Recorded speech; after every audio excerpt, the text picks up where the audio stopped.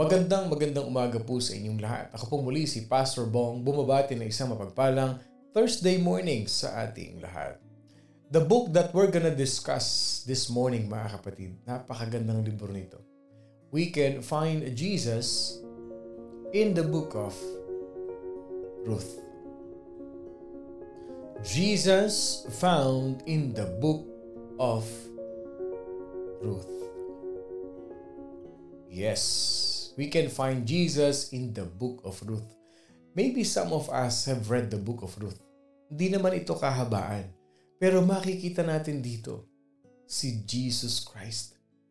I'm sure all of us have been amazed how we will be able to find Jesus sa book of the Bible.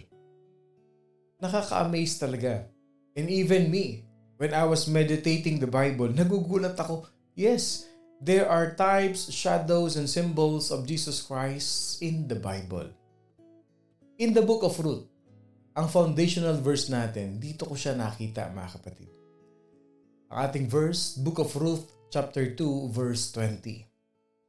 Then Naomi said to Ruth, "Blessed be he of the Lord, who has not forsaken his kindness to the living and the dead." And Naomi said to her, "This man, Boaz, is a relation of ours, one of our close relatives." Ruth chapter 2 verse 20, let's read it in Tagalog, mga kapatid. "Kaya't sinabi ni Naomi, pagpalain nawa siya ni Yahweh, na hindi nakakalimot sa kanyang pangako sa mga buhay at sa mga patay. Idinugtong pa niya, malapit nating kamag-anak ang taong iyon." He's speaking to Boaz, isa sa mga may tungkuling mga laga sa naiwan ng mga yumao. Pag binasa natin ito, Pastor, paano naman natin makikita si Jesus dyan sa verse na yan? Importante na tayo ay nagdudwell sa Holy Spirit. Importante na every time we read our Bible, we ask the guidance of the Holy Spirit. Ako rin, noong mga unang panahon na binabasa ko ang kalat na ito, hindi ko talaga nakita si Jesus Christ dito. And how can we relate? How does it signify that Jesus Christ is in the book of Ruth? One of the most descriptive and detailed na kung saan madali nating makita. Kung saan makikita natin by the help of the Holy Spirit, one of the most descriptive and detailed pictures of Christ is found in the person of Boaz. Si Jesus Christ makikita natin sa katauhan ni Boaz in the book of Ruth. Yes. Listen to this, mga kapatid. Ito ang background ng story. Nagkaroon ng taggutom. There was a famine that came to the land of Judea. Okay? There was no bread in Bethlehem. Yung Bethlehem nasa Judea. Tandaan natin yan, ha? Israel, Judea, ang city yung Bethlehem. Okay, ito yan. So, ibig sabihin, doon sa taggutom na yun, there was a famine that came to Judea. There was no bread in Bethlehem. O yung tinatawag na house of bread. Okay? Diyan sa Bethlehem, nandyan, ang manufacturing ng tinapay. Kaya tinagurian niyang house of bread. Okay? So, a man by the name of Elimelech. Si Elimelech, mga kapatid, asawa ni Naomi. Si Naomi yung nabanggit kanina. Okay? Iisa-isahin ko para maintindihan natin. Merong isang lalaki, ang pangalan si Elimelech. Siya ang asawa ni Naomi. Meron silang dalawang anak na lalaki. Nung nagkaroon ng taggutom sa land of Judea, umalis sila ng Bethlehem. Okay? Sinama ni Elimelech yung asawa niya, si Naomi, at saka yung dalawang anak nila. Saan sila nagpunta? They went to the land of Moab. Okay? Nagsettle sila sa Moab. Kasi nga wala silang makain. Okay? There was a famine in Judea. So, they settled there. Ibig sabihin, nanirahan sila doon for the longest time. In due time, yung kanilang mga anak, okay, their sons married a Moabite women. Mga Moabita ito. They are pagans. Hindi sila Jewish, hindi sila Israelites. They are one of the people in the land of Canaan. Okay? So nakapangasawa yung dalawang anak nila ng mga Moabita. So the Moabites were a race or lahi sila who have been born in what? Incest. And they observe a false religion. Ibig sabihin, itong mga Moabita na to, dahil wala silang Diyos, wala silang tunay na Diyos. Pinanganak itong mga batang ito, magkapatid sa magkapatid, nag-aasawahan. Magkamag-anak, nagiging mag-asawa. Magpinsan. Nanay papatol sa anak. Mga incest ito, mga immoral ang mga taong Moabita. Kaya alam niyo, nakakalaban yan ng mga Israelites eh. Ito yung mga tao, mga barbaric, kung pumatay ito yung mga Moabites na yan. Yan ang one of the tribes in the land of Canaan na talagang mortal na kaaway ng mga Israelites. Now, having been discussed na nagkaroon ng kagutuman sa Israelites, they went to Moab. So that time, meron ng reigning peace na. Okay, bati-bati na, tahimik na ang bawat kampo. Okay, tahimik na yan. Say, sometimes mag-aaway, sometimes nagkaroon sila ng settlement. Okay, so nanirahan ngayon ang pamilya ni Elimelech sa Moab. So they are worshiping, they are observing a false religion. And that was the very antithesis of the Jewish faith. Ibig sabihin mga kapatid, yung pananampalataya ng mga Jewish, salungat na salungat. Ibig sabihin antithesis, yung doktrina, yung paniniwala, yung belief, yung faith, they are totally opposite with the Jewish faith o yung pamilya ni Elimelech. So over time, as we move forward, yung asawa ni Naomi ngayon, namatay. Namatay si Elimelech. Hindi lang yun, namatay din ang dalawang anak niyang lalaki. So obviously, ang naiwan si Naomi at yung kanyang dalawang manugang. So si Naomi, nagpasya siya. Narinig niya, nabalitaan niya na wala nang tagutom sa Judea. They can go back to Bethlehem. They can go back to Judea because the famine had ended. And she is now determined to return to Bethlehem. Total, wala na yung asawa ko. Wala na yung mga anak ko. Nobody will take care of me. Pabalik na lang ako doon kasi nandoon yung mga kaibigan ko. Nandun yung mga kamag-anak ko. Maybe matanda na ako. Paglabas ko ng bahay, kakilala ko yung mga nasa labas ng bahay. Paglabas ko ng bahay, pinsan ko yung kabila. Tsahin ko yung nasa kabilang bahay, babalik na lang ako. Babalik na lang ako sa Bethlehem. So ang sabi niya, kayong dalawang manugang ko, the two of you, since patay naman na yung mga asawa ninyo, you can go back to your own family. She encouraged her daughter-in-law to go back to their own people.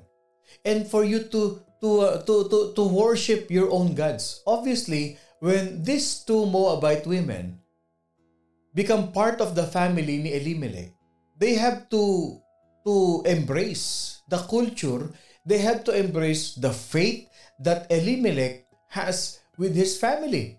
O hindi po pwedeng nagsumasamba pa rin kayo sa Diyos-Diyosan nyo. Kayong babae, mag-submit kayo sa asawa ninyo na anak ko. So obviously, they are being planted as seed. No, nataniman sila ng faith sa one true God, kay Yahweh. So one of them, sige umalis, yung isang anak, yung asawa ng isang anak. Okay? Umalis. Sinunod yung kanyang biyena. Pero si Ruth, anong sabi ni Ruth sa kanya?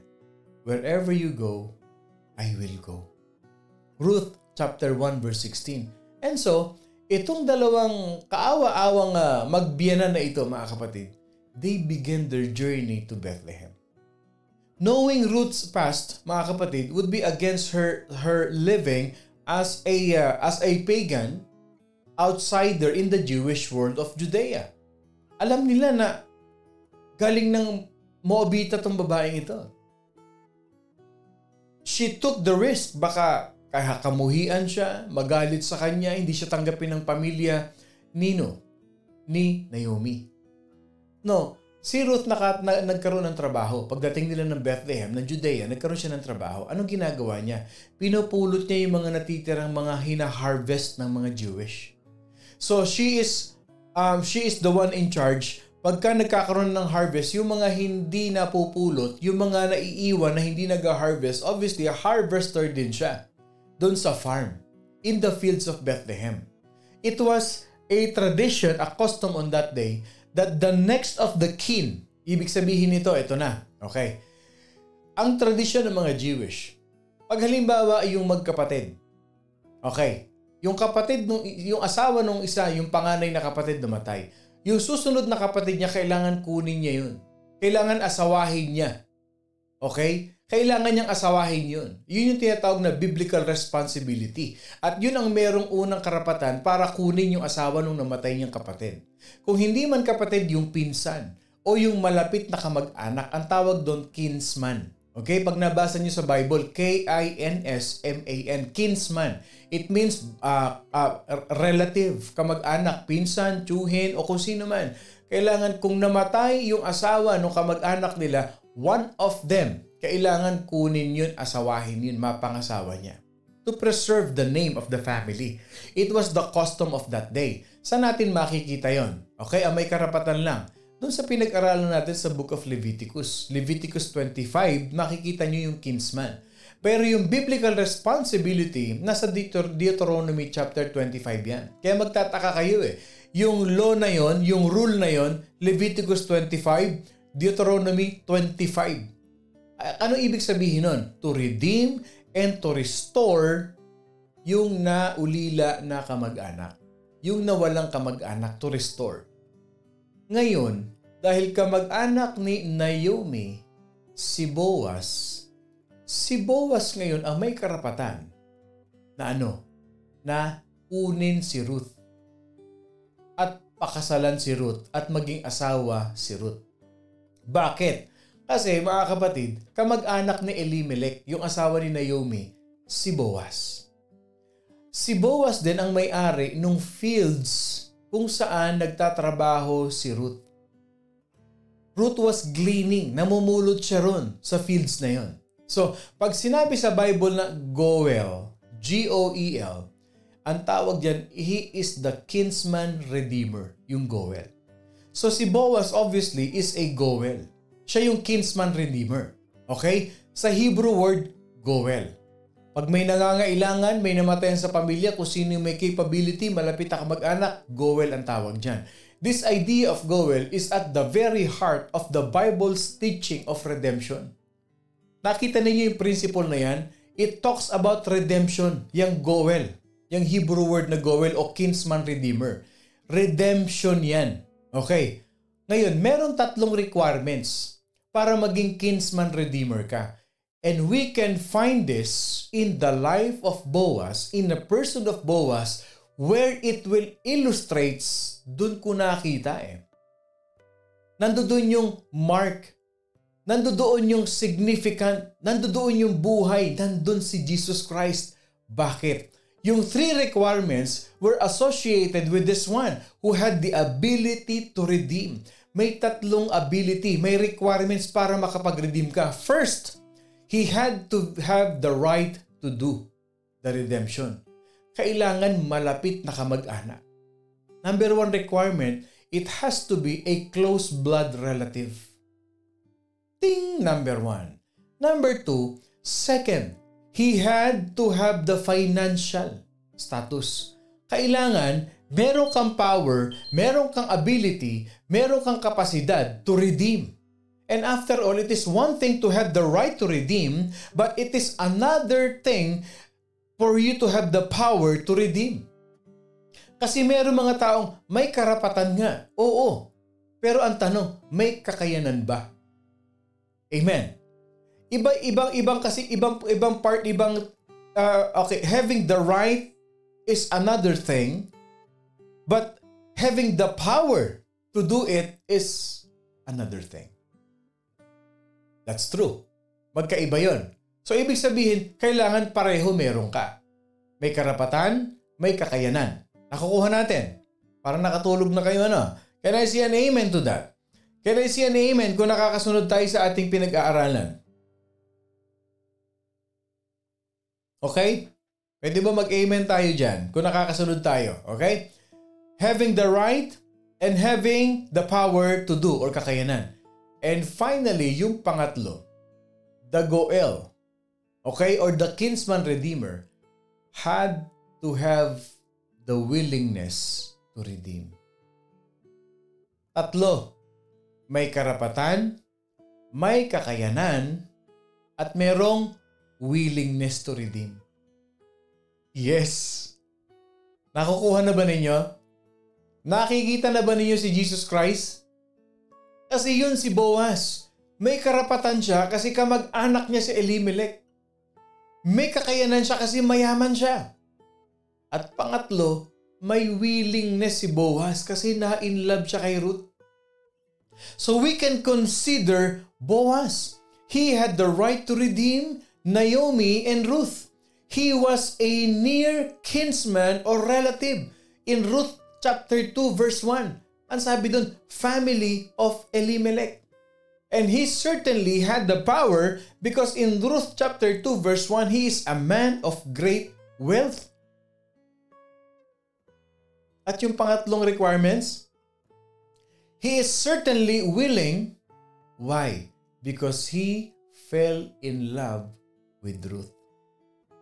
Although she is a Gentile, pero nakita ni Boaz ang sipag nitong babaeng to. Maganda pa. Parang yung napangasawa mo.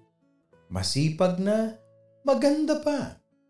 At kung kayo yung napangasawa, yung morning devotion, I'm very sure na ang mga kababaihan dito, hindi lang maganda, masipag pa. Amen to that. Sige nga, mag-amen ang lahat na hindi lang maganda, masipag pa. Amen. At kung asawa mo yon, type in the comment section, kalalakihan, asawa ko yun. Maganda na, masipag pa, mabait pa, faithful pa.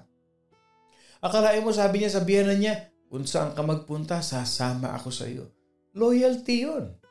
Loyalty. At kung asawa mo yun, amen, asawa ko yun. At kung ikaw yung babaeng yun, loyal ka, faithful ka sa husband mo, hindi ka lang maganda, masipag ka pa, mapag-alaga ka pa, amen. Can I see an amen? Ang daming nag-amen. Ayan, gising-gising. Ang mga anak ni Lord ganyan. Ang katangian na yun, nasa ating lahat. Nasa mga anak ni Lord dyan. Amen. Church, the Lord Jesus Christ is our very own Boaz. He has the right to redeem us. When it came to redeem us, anong ginawa ni Jesus Christ? He laid aside His own glory.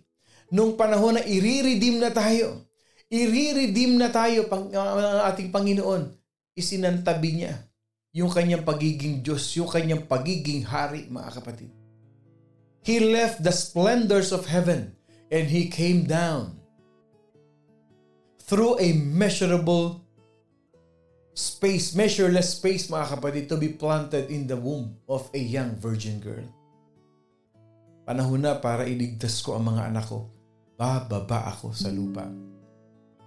Ipapanganak ako ng isang virgin birth, mga kapatid. Hindi ba kayo na-amaze? Si Boaz taga Bethlehem. Saan pinanganak si Jesus Christ? Sa Bethlehem. Yung ginawa ni Boaz, di ba ginawa ni Jesus Christ sa atin? Jesus Christ took on flesh, became one of us. To what? To meet the first requirement of the Goel. Yes, yung first requirement, kailangan kadugo. Kailangan malapit na relative. Nung bumaba si Jesus Christ, naging tao. Kailangan naging kaisa muna natin siya. First requirement. He took the flesh. He became one of us. First requirement. Pangalawa, si Boaz mayaman. He has the capacity. He has the capability, mga kapatid, to redeem a needy person in the person of Ruth. Jesus Christ has all the power to redeem us. He is wealthy enough to pay the redemption price, the price of blood that He shed to purchase our redemption on Calvary's cross. Ang utang natin, buhay. For the wages of sin is death. Kaya buhay din ni Jesus Christ ang pinantubos sa atin. He has the power. He has the capability to redeem us. And He possessed the right. He possessed the power to redeem us. And all that was left. Ano yung pangatlo? Yung willingness to do. Boaz has the right. Boaz has the capacity, the capability, has the power, and He has the willingness. Hindi ba si Jesus Christ may willingness din sa atin, mga kapatid?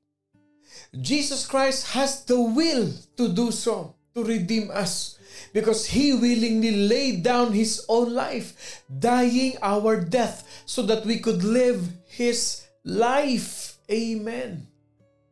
Yung tatlong yun na kay Boaz, na kay Jesus Christ. You and I are the Ruth of this world. Ikaw at ako si Ruth. We were born outside the family of God. Tandaan nyo yan. We were born outside the family of God.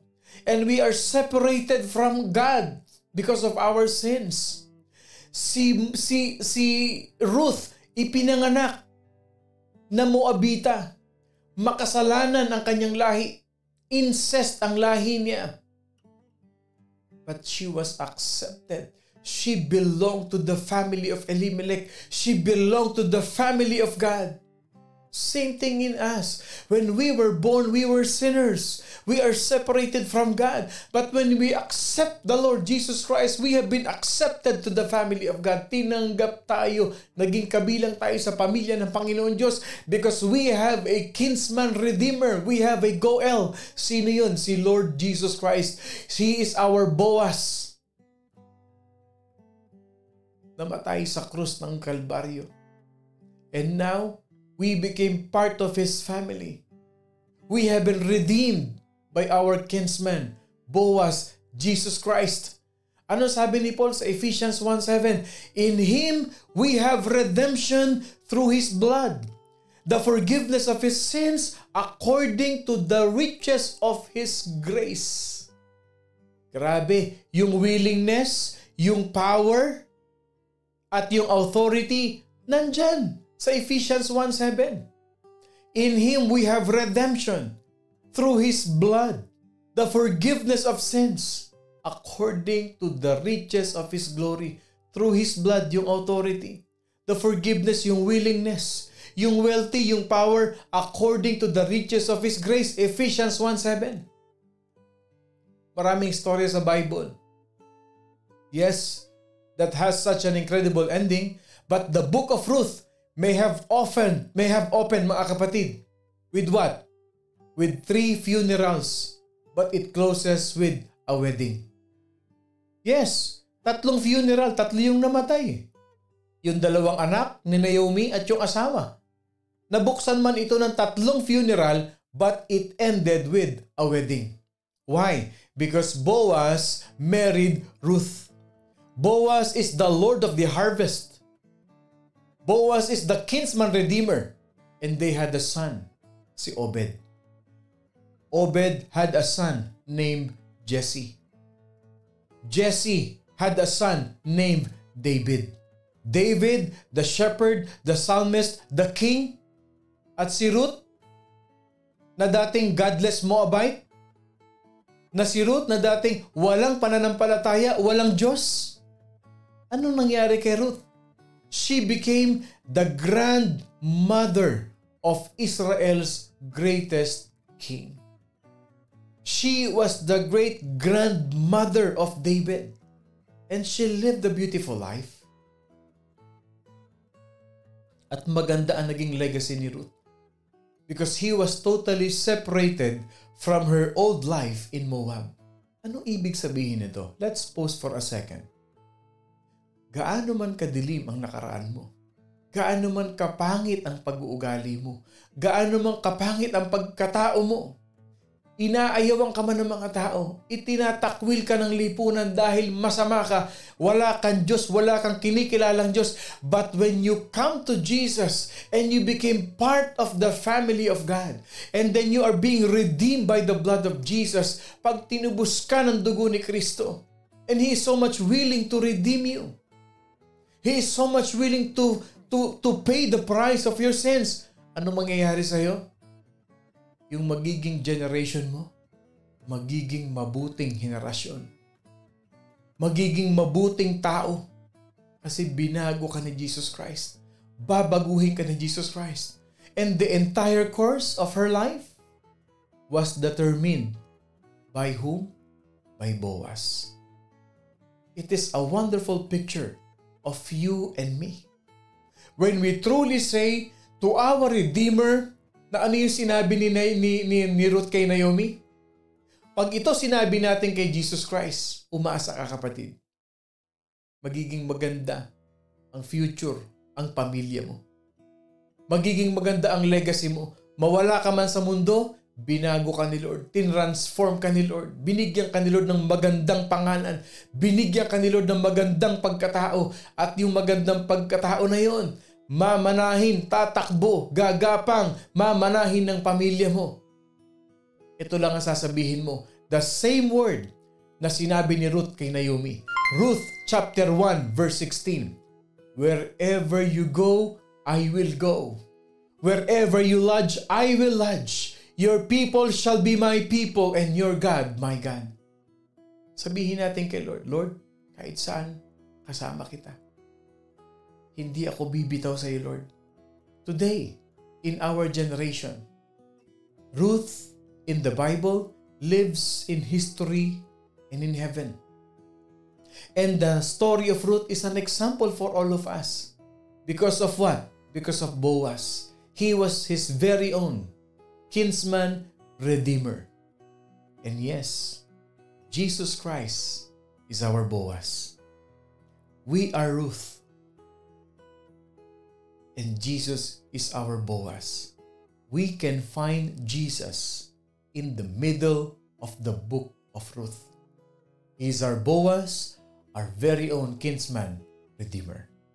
I hope and pray mga kapatid that we have learned a very powerful lesson in the book of Ruth. Siguro sabi ng iba, ngayon ko lang naintindihan yun. Yun pala yun. Si Jesus pala yun. Tandaan niyo mga kapatid, walang exemption, walang exempted, walang aksidente sa Bible. It is a perfect word of God that is in the Bible.